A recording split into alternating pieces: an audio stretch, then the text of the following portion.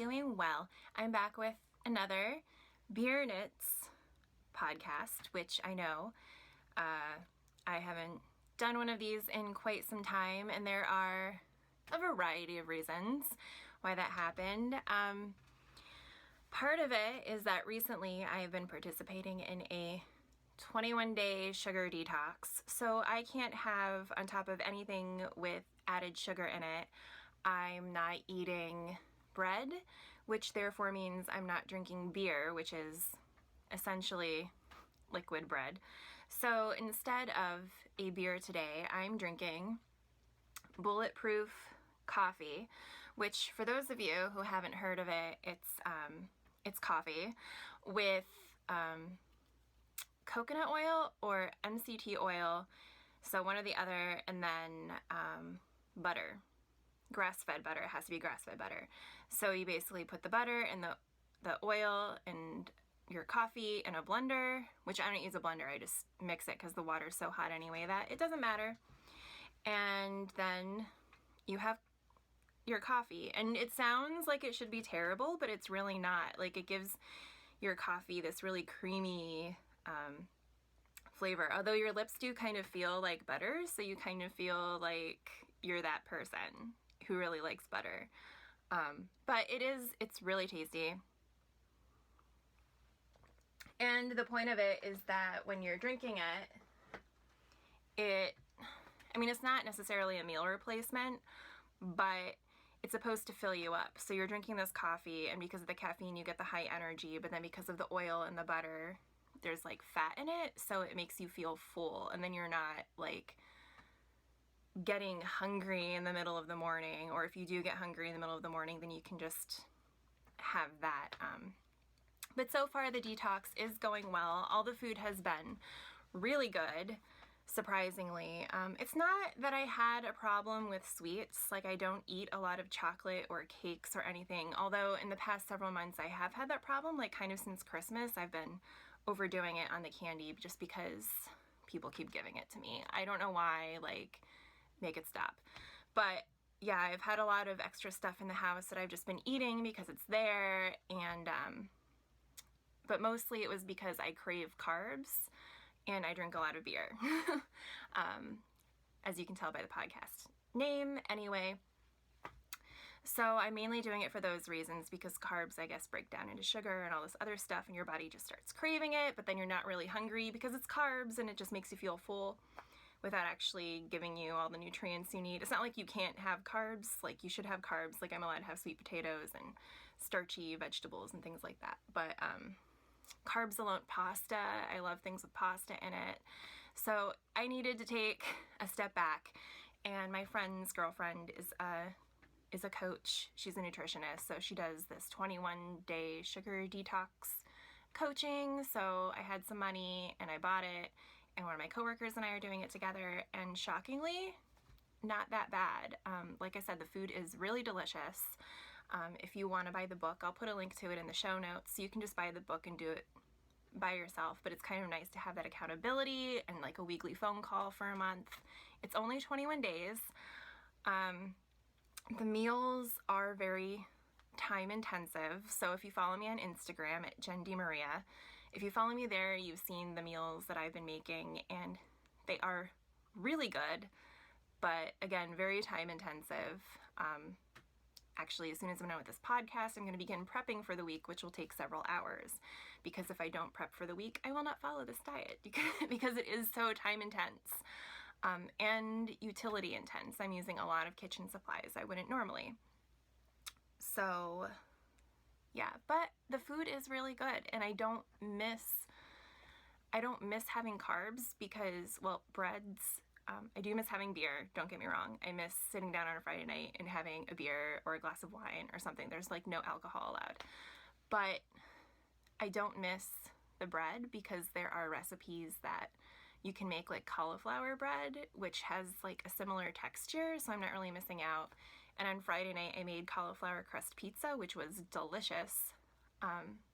And one of the girls in the group actually said that she had a moment of weakness and she had some peanut butter, which we're not allowed to have because of all the extra like salts and sugars that they put in there. in most of them anyway. And so she got some and she had it and she said it didn't taste good anymore. So it's kind of interesting how after only 2 weeks of this, your palate has changed and you stop craving those sweets and you're fine with an apple. So that type of thing. And in the course of, tomorrow begins week 3. So in the course of 2 weeks, I have lost 5 pounds. Weight loss is not the ultimate goal of this, but it's a happy side effect and I'm not complaining. So yeah, enough with the 21-day sugar detox crap. I'll put a link to it in the show notes in case you're interested. But I am drinking Bulletproof coffee. Highly recommended. It's not a pain in the butt to make. You do not need a blender. People just like to blend crap half the time. Like, you do not need it. You can make it fine on your own. There's not like chunks of butter flowing around. Yeah, see? So it's not like you have like these little icebergs of coconut oil and butter just floating around in your coffee. It's really good. So try it. I mean, don't have like 12 cups because it does make you feel like you want to lift a car over your head when you're done with it. But like, have one like maybe every couple days. It's not necessarily an everyday thing, but read up on it if you're interested. So that's that. Getting started with the regular podcast stuff.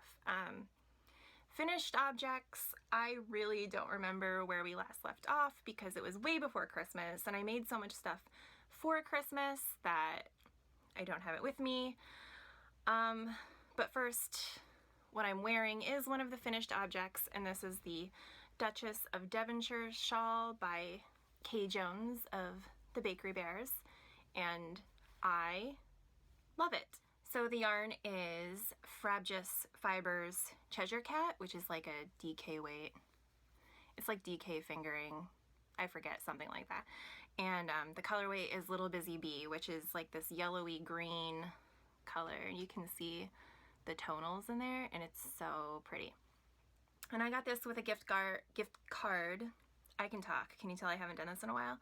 I made this, I got the yarn with a gift card that I got for Christmas to a local yarn shop near my parents' house. So when I was visiting them over Christmas, I went and I picked up yarn for this. The pattern says you need like 2 hanks or so many yards. I was able to get away with 1 because I don't know, but it worked. This was my first time doing an applied border and I was not very good at it, but it still came out fine and I love it.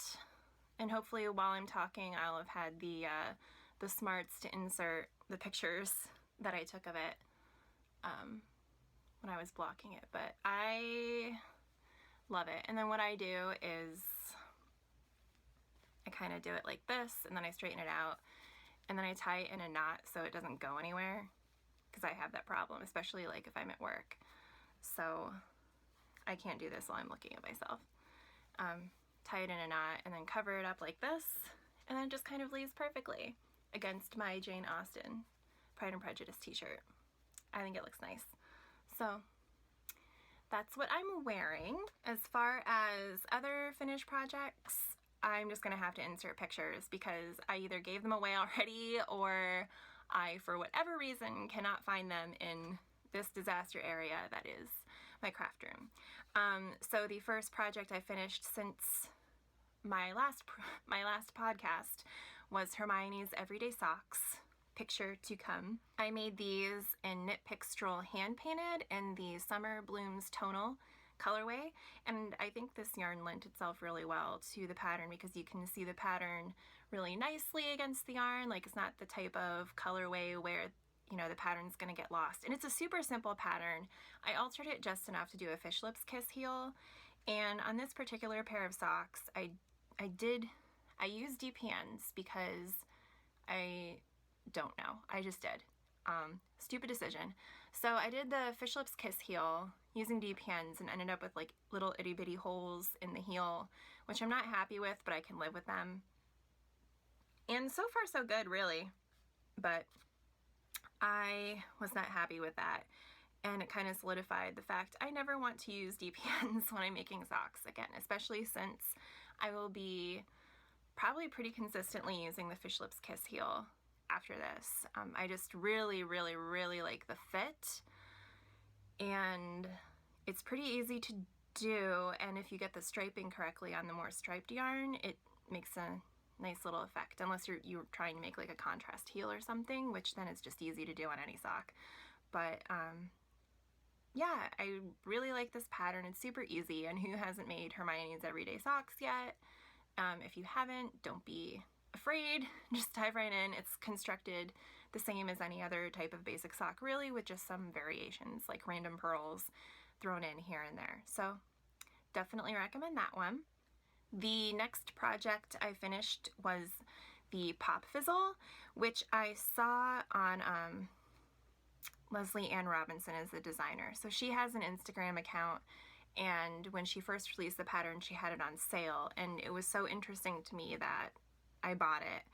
And I forget what I was working on at the time, but whatever it was, I like tossed to the side and made this instead. So it is brioche. This was only my second foray into brioche, the first being my Stephen West Exploration Station, which is just really straight brioche with some basic increases on each end to make the shawl expand. This is a little more involved. People have asked me if there's cabling. There is no cabling. The entire pattern is just increases and decreases over brioche stitches, and the explanations are really good and explanatory. So even if you haven't worked too much with brioche before, like I hadn't, then you can easily figure it out. That's not to say I didn't make my own share of mistakes, because I certainly did. There was one where I didn't increase or decrease properly on a leaf, and it only ended up with like half a leaf, and then somehow I ended up with like a big hole in it, but I was able to sew it shut with some scrap yarn, and it looks okay. But I mean, overall I'm really happy with the way it came out. I used Knit Picks Chroma Worsted. Obviously one was black, and then the colorful one was called Lollipop. The pattern calls for DK weight. I used worsted because that's what I had, and then I went down, I think, 2 needle sizes, and it fits perfectly fine. I did buy more chroma yarn in the DK weight so that I could make another one for my cousin, which I haven't finished yet, but I mean, that looks pretty too, and I forget what colorway I chose because they didn't have Lollipop in the DK weight when I ordered it. So it is really pretty.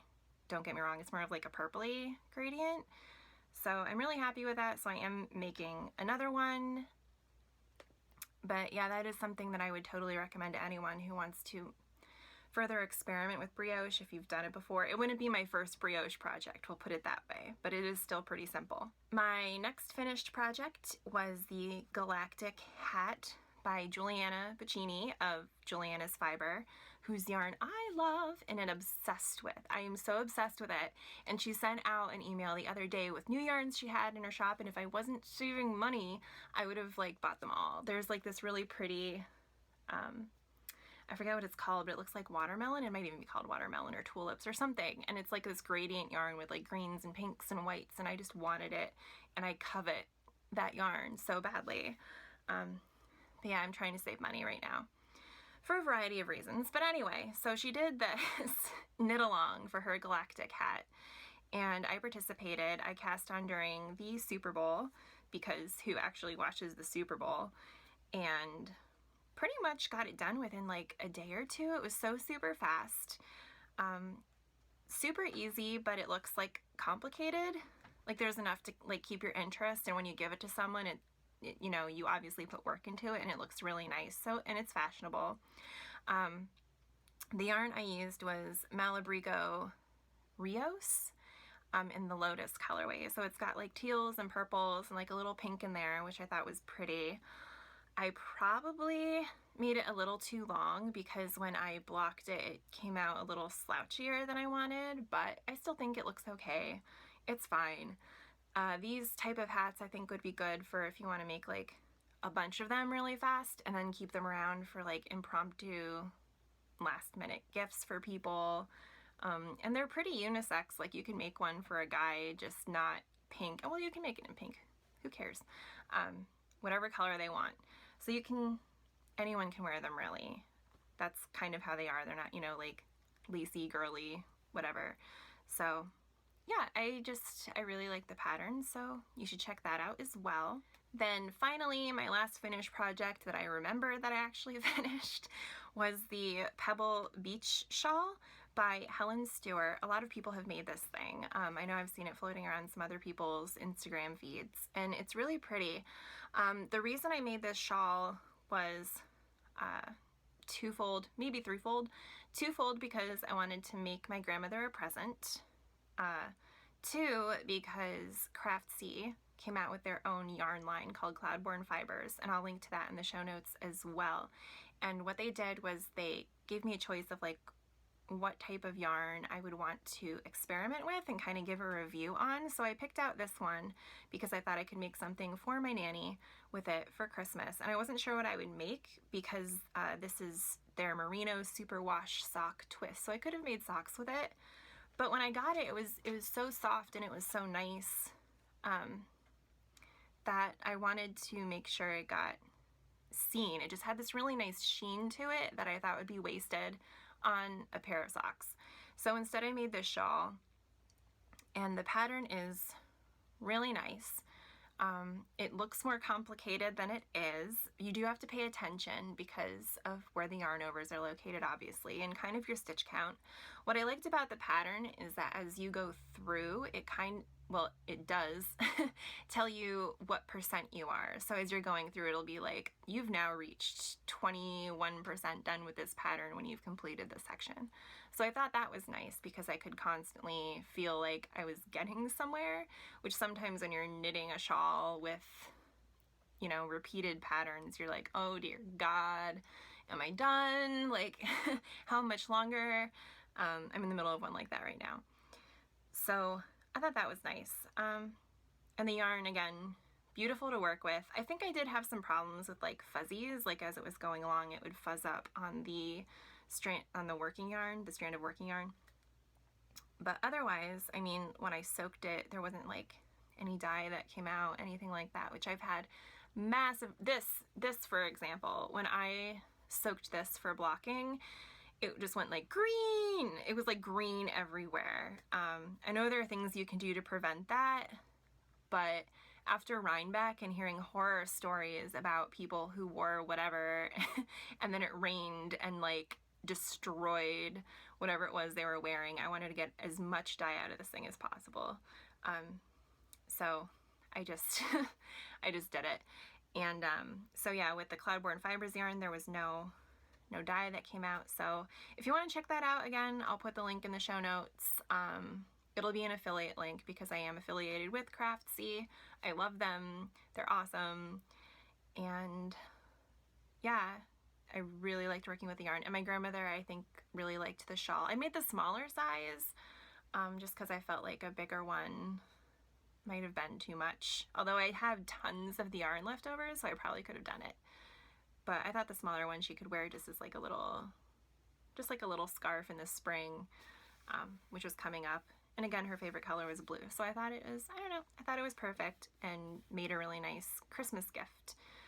Especially, you know, like with grandparents, they reach a certain point where they don't need anything. So I like making my family things because, I don't know, they're special. There's like a lot of thought put into them and a lot of work, really. So yeah, I think she really liked it. I haven't seen her wearing it because I haven't seen her, but I've heard that she likes it, so we're good. The other stuff I've finished has been for my shop, which has been a lot. And by a lot, I mean 6. So not, you know, the end of the world a lot. But I've made a bunch of my really slouchy beanies in the worst yarn you could ever have. I put a review up on my blog of this yarn. It's Red Heart Unforgettable, and I flippin' hate it. Hate it. It is a nightmare. It really, which is why I did the really simple, my really easy slouchy beanie. It would be nice if I knew the name of my own patterns, wouldn't it? I did my really easy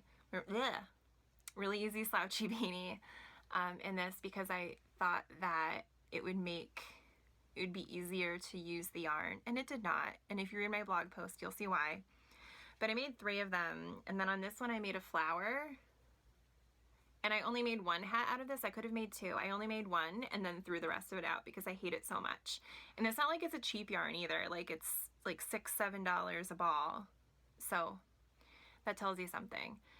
But yeah, on this one, I made a flower until I could tolerate it no more. So I have 3 of those that I took pictures of yesterday and will list in my shop. And then I found another pattern called the Cade Cap and made a bunch out of that. And this is what they look like. It's really simple and I love the way that it looks on. I'll put this on. I don't like to make a habit of doing this since I sell them, but this is what that looks like. And I really, really, really like it. Make sure to check out this pattern. It's super simple.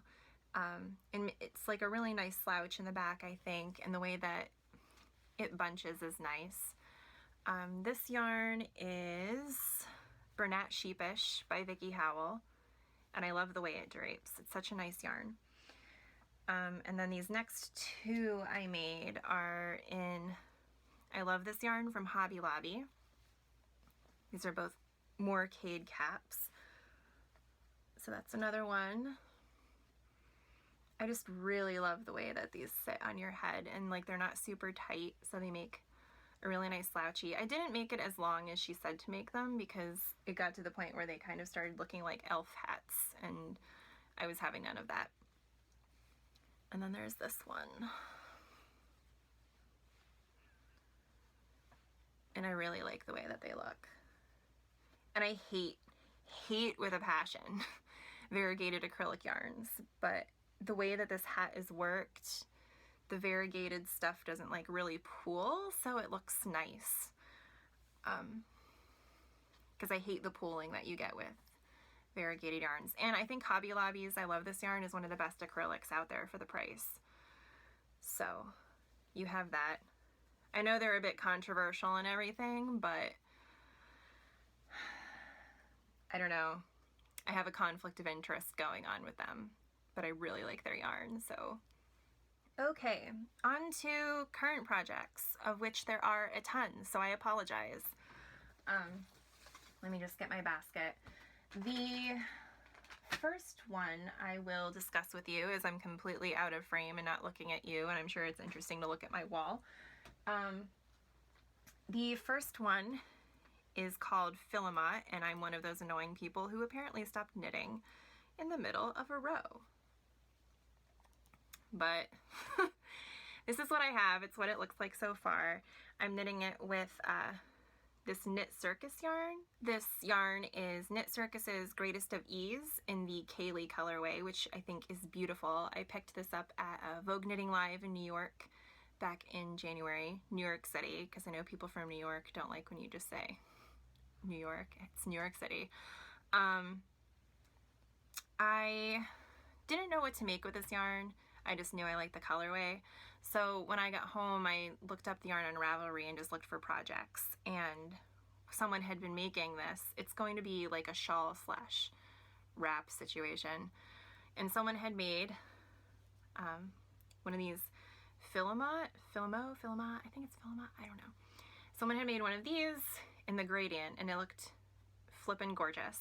So I looked up, you can only get the pattern as part of a book, which I looked up on Amazon. This is the book. It's called Curls by Hunter Hammerson. And when I looked it up on Amazon, it was like a really cheap book. So I think it was like maybe 12 bucks. So I was like, yeah.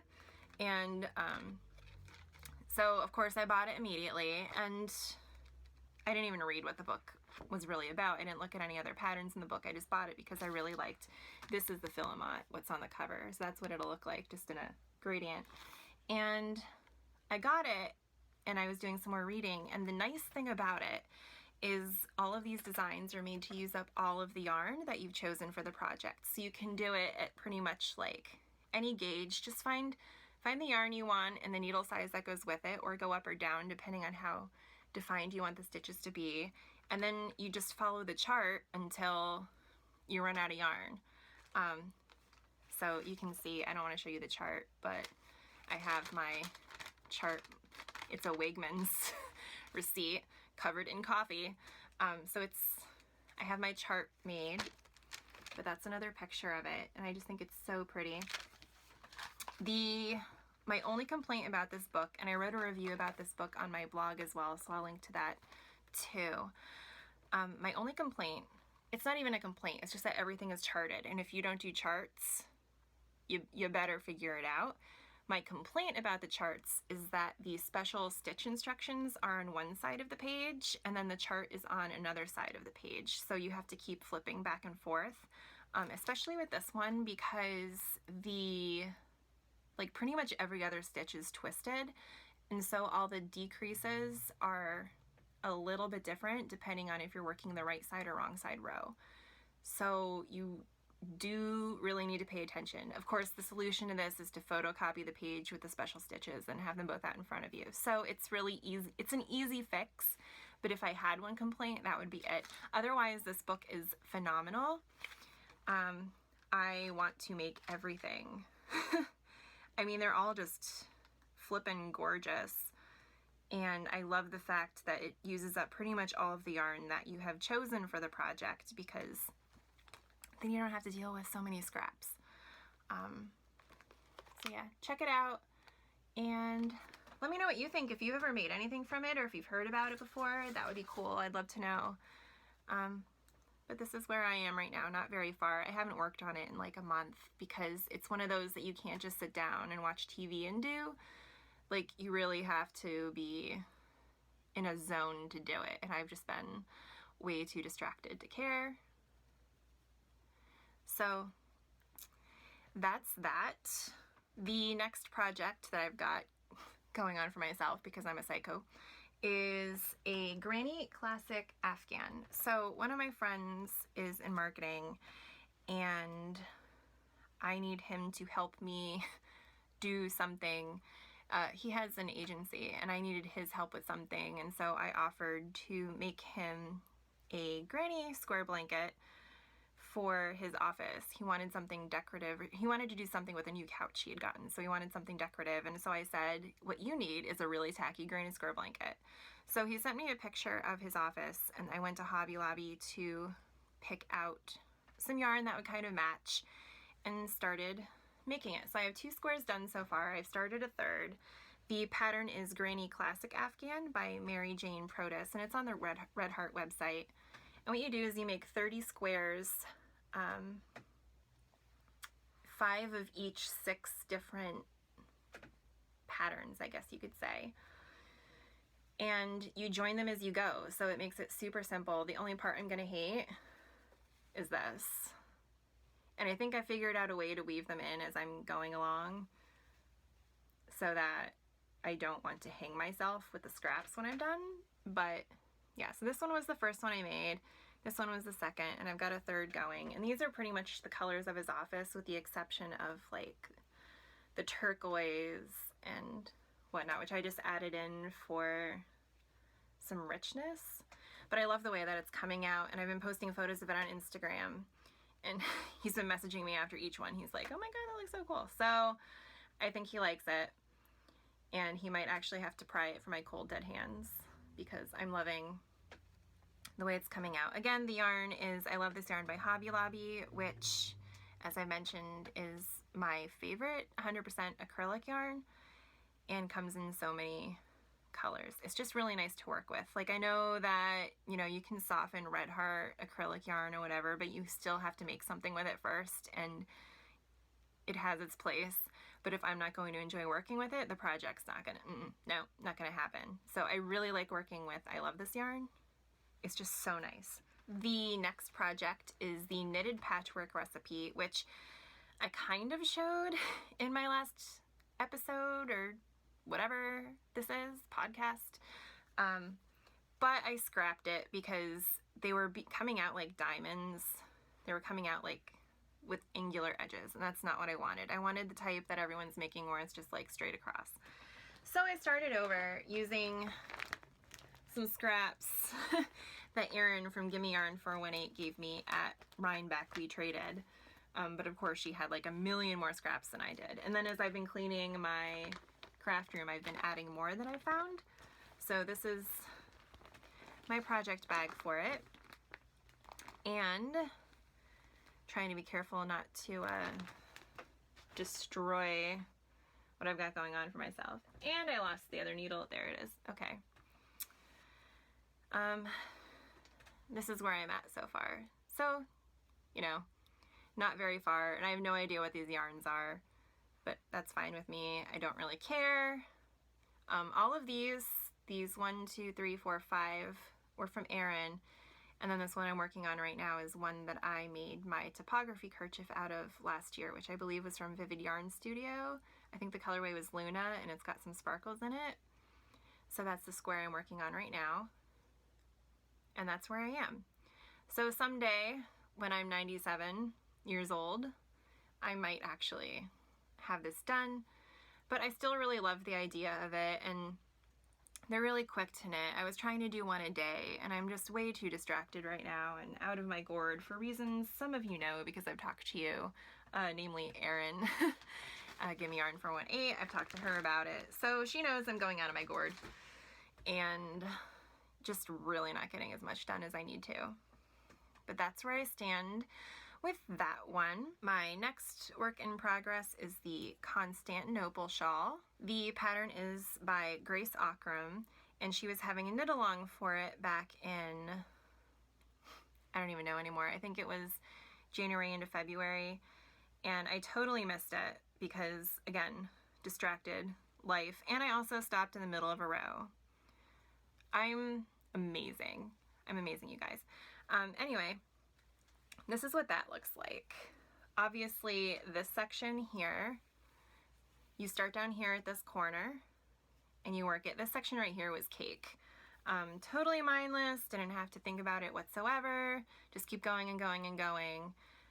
Eventually you did have to start counting your stitches till you reached a certain point, because then you start this lace section, which was a huge pain in the butt because these are all knit or purl 4-togethers. And then, as if God wanted me to finish this shawl, a video came across my Facebook feed of how to knit 5 together easily, and which knit 5 together isn't what you're doing here, but the technique can be very easily applied to it. So I've been doing that technique, which made me want to pick this up again. So I should be able to finish it soon. I needed, I had lost the other hank of this yarn, and I just found it today. So I'm gonna wind up another one and then finish it. Once you're done with the lace section, then there is a crochet border. So that should go pretty fast, but it will use probably a decent amount of yarn, so I needed the other ball. The yarn is Narwhal Needlework Rogue Sock in the Mermaid Hair colorway. That's what that looks like, obviously. I love that it doesn't really pool. I mean, there are some sections, but I mean, otherwise it's really just a gorgeous like kind of striping effect. And this is another yarn that I picked up at Vogue Knitting Live specifically for this project. I was looking for something that I think would lend itself well to this design, and I think it does. And especially, like, I don't know, I just think it's different than doing one color. Keeps my interest. You know how self-striping sort of yarns kind of make projects go fast, even though I'm like not working on this whatsoever. It was going really quickly until I hit the lace section, and then I wanted to die. But not anymore after finding that technique, which if you want, I'll share in the show notes as well if I can remember after this is recorded to put them in. My last project, which is barely started, is this Spare Squares hat that Erin and Terry Tinsel, all three of us picked up at Rhinebeck's that we could knit it together. I don't know if they've started it yet, but I did over Valentine's Day weekend, I think, and I chose to do the color work in the band, which you don't have to. You really don't have to do this, but I thought it would be good to practice because I want to get more into color work. And wow, this is gorgeous. This is all I've done on the band. The band, you can make it say whatever you want. They tell you how you can chart your own, but mine's just going to say Buffalo Wool Company, which is the name of the company that makes the yarn. All of the yarn is made out of buffalo fiber, which I thought was really cool. It does have a really nice feel to it. I really like the yarn. It's sturdy, and I think it's going to make a really nice hat. Although I'm glad that I didn't, we were going to do like a hangout session and do like knitting together on this thing. I'm glad I didn't do that, because I must have been cursing like a comma, like using like using curse words like commas when I was doing this, because at one point like I totally screwed it up and I had to tink back. But I think it's going to be really nice when it's done. So that's as far as I got with that, because that's another one of those things that you need to concentrate on, and I'm not that great with color work just because I haven't done it too often. So yeah, it's going to take some time. As far as stash enhancement, I have enhanced my stash quite a bit still since the last time I saw you. Obviously not like all of this, because that would be cuckoo. So I'm just going to show you like kind of what's new and noteworthy since I went to Vogue Knitting Live. The first thing that I think you'll all be excited about is my Gail's Art double knit sock blank. So this will be happening. Again, if you follow me on Instagram, you've totally seen me like dying over this because I was so excited when it came in the mail. The colorway is Groovy. That's what her tag looks like. So if you haven't checked out her stuff, make sure to. I mean, the prices are pretty good, all things considered, like with the hand stamping and whatever. And I'm excited to see how these turn out. I didn't have size 2 circulars, which is what's recommended for this. So what I'm going to do is I'm going to make socks out of it on size 2 circulars, and I'm just going to make like a 50-some stitch cast on, because I typically do, or a 50-some stitch sock. I typically do the 64. I'm just going to do less to make it fit me since I'm using bigger needles. I typically use size 1s and yarn that's thinner than this, maybe. So we'll see what happens, but I am so excited about this. And then my other acquisitions that I'm really excited about is I found out one of my local yarn shops. There are 2 that I go to. The first one is the Knitter's Edge in Bethlehem, which is the one that I typically go to. This other one I just discovered. They've been around for a while, but it's in Emmaus. It's called Conversational Threads, and I just started going there. I've been there twice. Once during a winter festival and a second time with one of my friends, and I discovered that they carry hedgehog fibers, which, as you know, is kind of difficult to get a hold of unless you go to like one of the conventions or your local yarn shop carries them. So I bought 2 more. I got one at Vogue Knitting Live, coincidentally at the Conversational Threads booth. Go figure. But then I went to their shop and I picked up, these are both their twist sock. I picked up Monet, which is gorgeous, and being an artist myself, well, an art major, I don't really do art anymore, but being a former artist, I thought that was appropriate. And then this one's called Dragonfly. So I thought those were pretty. They are not cheap, guys. Hedgehog fibers is not cheap. These are $27 each, but I think it's going to be worth it, and I can't wait until I figure out what I want to make from them. They're not going to be socks. I can tell you that right now. For $27, I'm not making socks. So that is it for my stash enhancement, and that's it, I guess, for my podcast.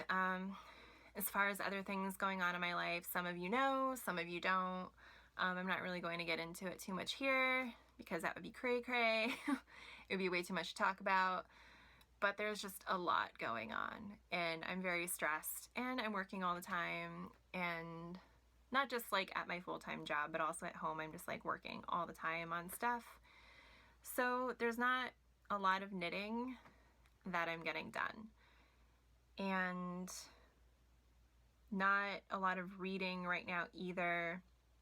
I just returned Lolita to the library today after not finishing it. I'm very mad at myself.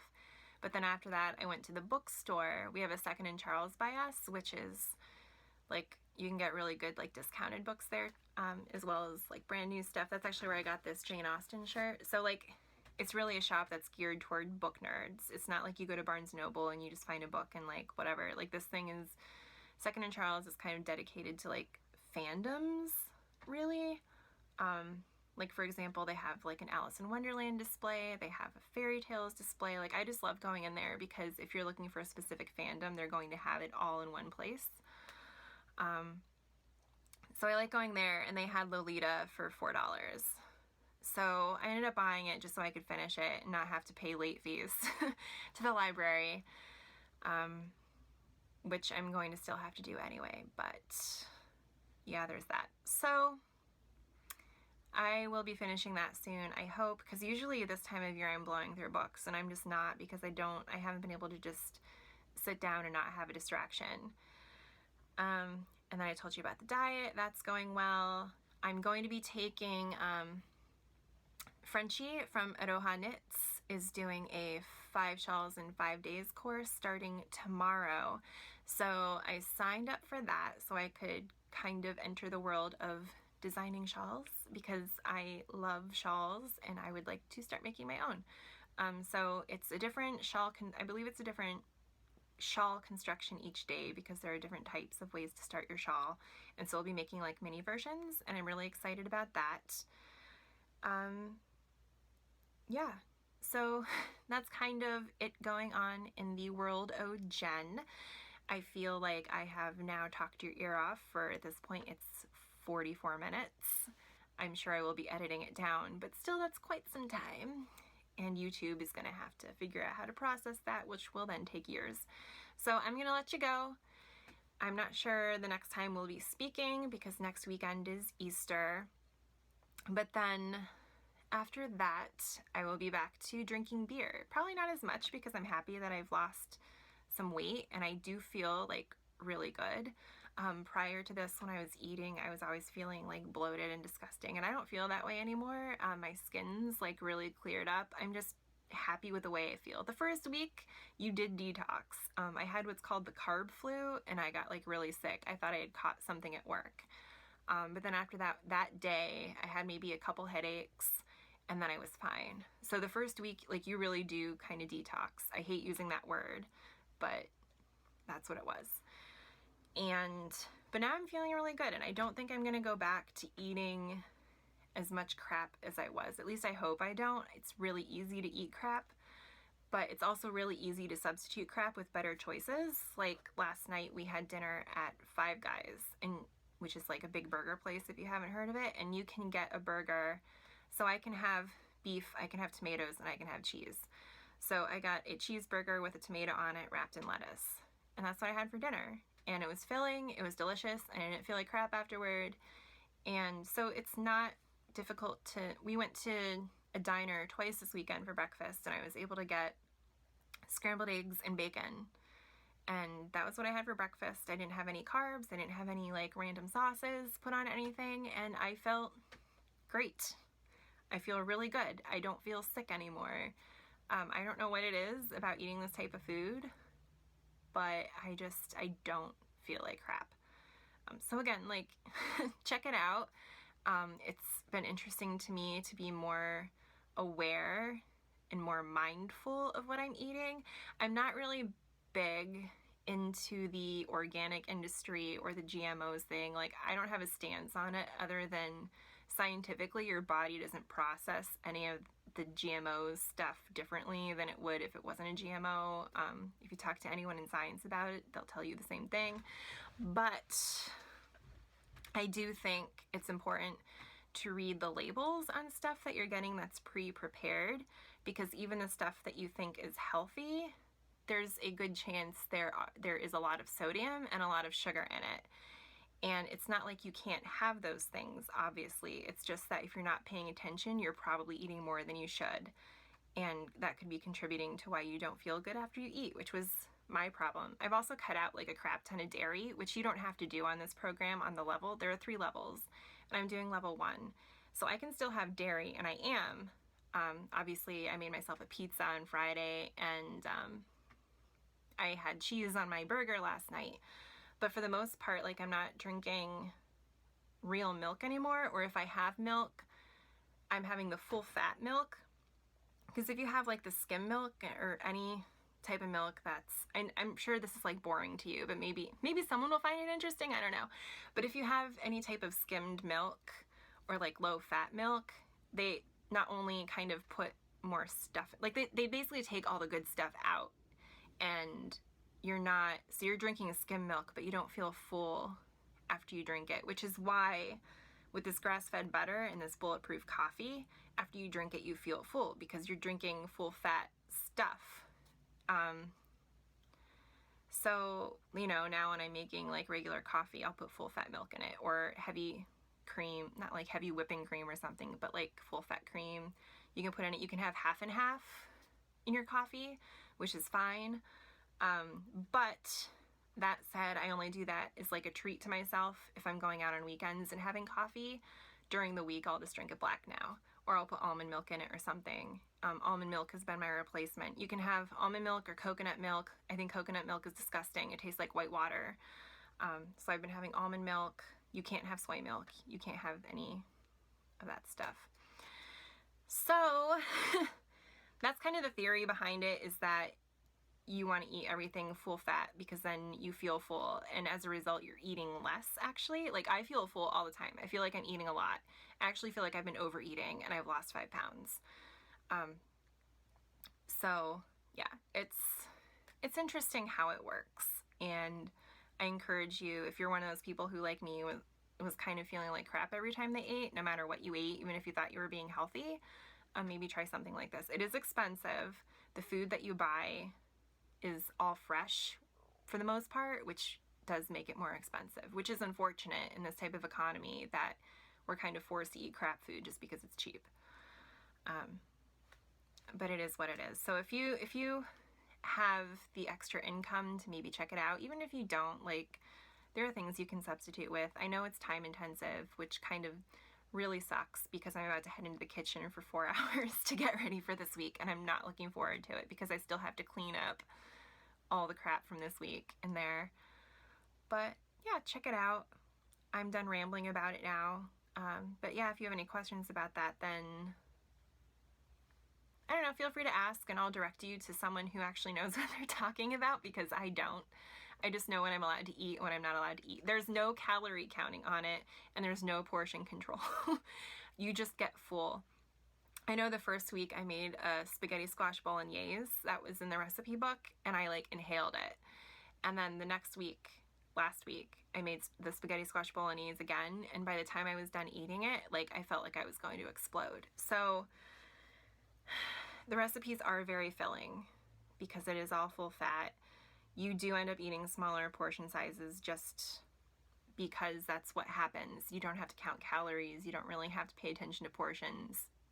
All the food is designed that you can kind of have as much as you want of it within reason, without gorging yourself. And like I said, I do feel like I've been eating like out of control constantly. And I'm not the first week I was hungry because I was thinking about food all the time, but I'm not hungry at all. And yeah, it's been interesting to me. And as that has taken up my life now for 2 weeks, that is why I have waffled on about it now for like 10 minutes. So yeah, I hope you guys have a good week and have a good Easter if I don't post again, which I probably won't before. And thanks to all of you who have checked in with me and seen what happened to beer knits. There have been several people who have reached out to me and been like, did you die? But hopefully the unboxings I've done have been kind of useful or fun for you in the meantime. They've been fun for me. I've done Yarn Crush and Knit Crate unboxings. I did unsubscribe from Knit Crate temporarily while I save money, but I might subscribe to a bi-monthly subscription to Yarn Crush because their prices are reasonable, and not that Knit Crates wasn't reasonable, just it was a lot more money, and then bi-monthly I'd only be paying, it works out mathematically. So I'm debating that at the moment, and maybe at the beginning of next month I'll subscribe. We'll see. So that's that, and I hope you guys have a great whatever day that you're watching this on. I'm recording this on Sunday the 19th. I don't know. What's today? The 20th. It's the 20th. So I'm recording this on Sunday, March 20th, and I don't know when I'm going to be editing it. Hopefully later today. And hope you guys have a good rest of the day, weekend, week, whatever. And I will talk to you soon. Bye.